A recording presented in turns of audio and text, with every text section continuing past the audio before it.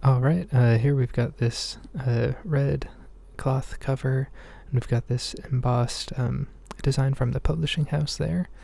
And you can see all the edges are pretty well intact, no gilding. On the spine, we've got the title, which is Zanoni, by Bulwer Lytton. It says right there, Edward Bulwer Lytton, or Lord Lytton. And then the publishing house, which is Little Brown and Company. And then on the back, there's not really anything to note, just a solid dark red. We've got these really interesting end papers on the inside here, with this sort of geometric design. And then the brief title page, Zanoni, there with a note from a previous owner, a note showing that it was a gift, I believe. And then here's a great frontispiece of Edward Bulwer Lytton, or Lord Lytton, with the tissue paper here protecting it. You can see how the ink is transferred onto the tissue paper here. These were just to prevent the ink from transferring onto the opposing page. So this is Zanoni by Edward Bulwer Lytton, or Lord Lytton, and it's illustrated. This edition was published in 1927. There's the little image from the publishing house at the bottom there. And you can see the original copyrights were from 1893 and 1897. And here's a dedication. It says, "To John Gibson, R.A., sculptor." And here, if we read, we can see that it says, "In looking round the wide and luminous circle of our great living Englishmen, to select one to whom I might fitly dedicate this work, one who, in his life as in his genius, might illustrate the principle I have sought to convey, elevated by the ideal which he exalts and serenely dwelling in a glorious existence with the images born of his imagination, and looking round for some such man, my thoughts rested upon you." And then there's a few more pages of dedication there.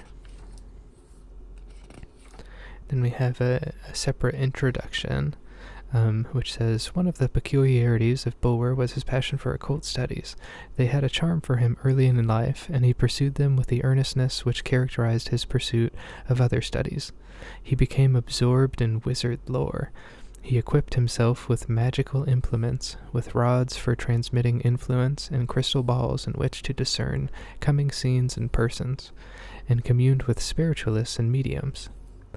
The fruit of these mystic studies is seen in Zanoni and A Strange Story, romances which were a labor of love to the author, and into which he threw all the power he possessed. Power reinforced by multifarious reading and an instinctive appreciation of Oriental thought. These weird stories, in which the author has formulated his theory of magic, are of a wholly different type from his previous fictions. And in place of the heroes and villains of everyday life, we have beings that belong in part to another sphere, and that deal with mysterious and occult agencies. Once more the old forgotten lore of the Kabbalah is unfolded. The furnace of the alchemist, whose fires have been extinct for centuries, is lighted anew, and the lamp of the Rosicrucian re-illumed." And it continues, it says, "No other works of the author, contradictory as have been the opinions of them, have provoked such a diversity of criticism as these. To some persons they represent a temporary aberration of genius rather than any serious thought or definite purpose, while others regard them as surpassing in bold and original speculation, profound analysis of character, and thrilling interest, all of the author's other works. The truth, we believe, lies midway between these extremes. It is questionable whether the introduction into a novel of such subjects as are discussed in these romances be not an offense against good sense and good taste, but it is as unreasonable to deny the vigor and originality of their author's conceptions as to deny that the execution is imperfect and at times bungling and absurd."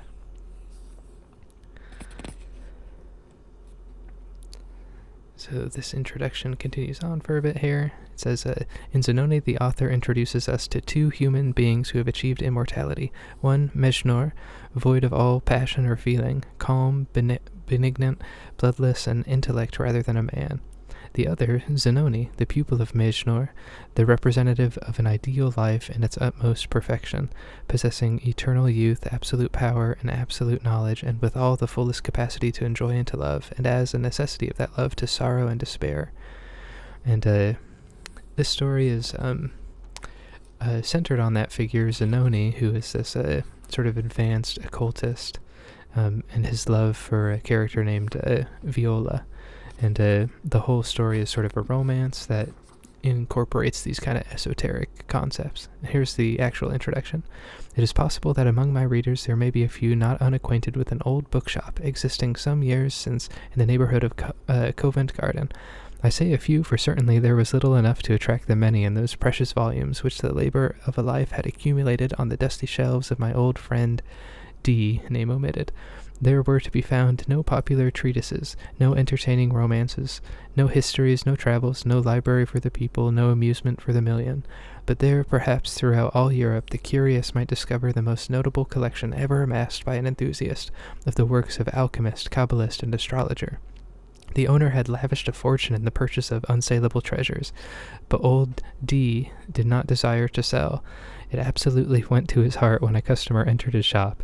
He watched the movements of the presumptuous intruder with a vindictive glare.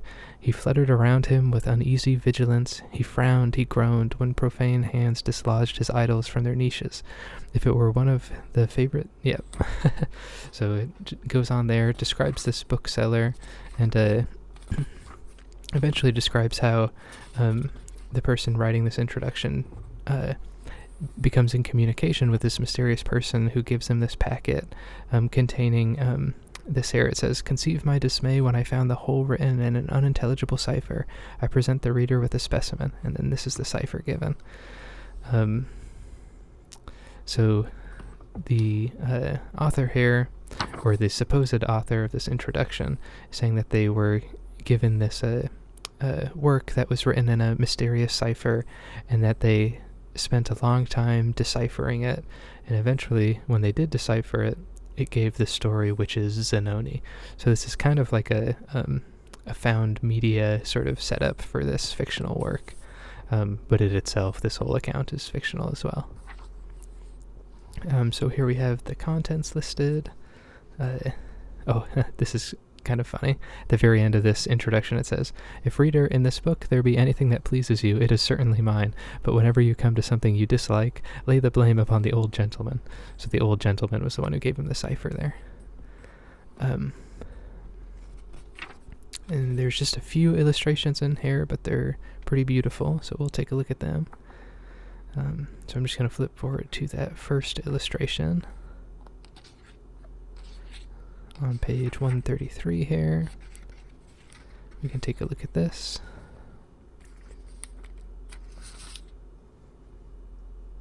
Just look at the detail in there, it's incredible. There's a little ship at the bottom right too. And it says, "Thou art good and fair," said Viola. Drawn by P. Kaufman, etched by de Blois.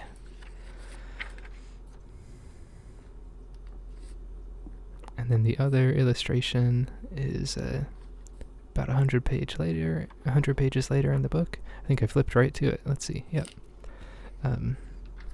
So this is showing Mejnour and Glyndon in the old castle, and they're performing some sort of occult rite here, bringing forth these spirits. And you can see them, these kind of specters up here floating in the mist, and then some gruesome faces down here to the right. And in the center, we've got a person holding the wand, and then the skulls on the books in the bottom right, or the books and stones.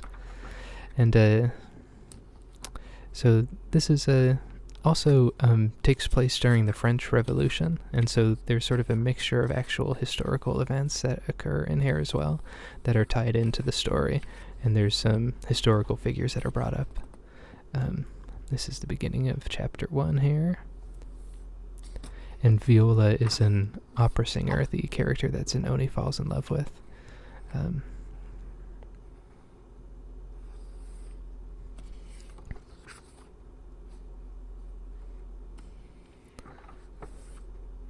And this and Lord Lytton's other work, A Strange Story, kind of deal with the same topics and involve sort of love stories like this, but they have different settings. Here it says, "But if thou art so enamored of life as to care only to live on, no matter for what ends, recruiting the nerves and veins with the alchemist's vivifying elixir, why seek these dangers from the intermediate tribes? Because the very elixir that pours a more glorious life into the frame so sharpens the senses that those larvae of the air becomes to thee audible and apparent, so that unless trained by degrees to endure the phantoms and subdue their malice, a life thus gifted would be the most awful doom man could bring upon himself." So that's saying that supposedly if you become immortal, you start to see these phantoms, and you have to learn to deal with it, basically. So that's Zanoni. This is just a little kind of undecorated book here. But if you like the video, leave us a like and a comment and subscribe, and thanks so much for watching. Bye.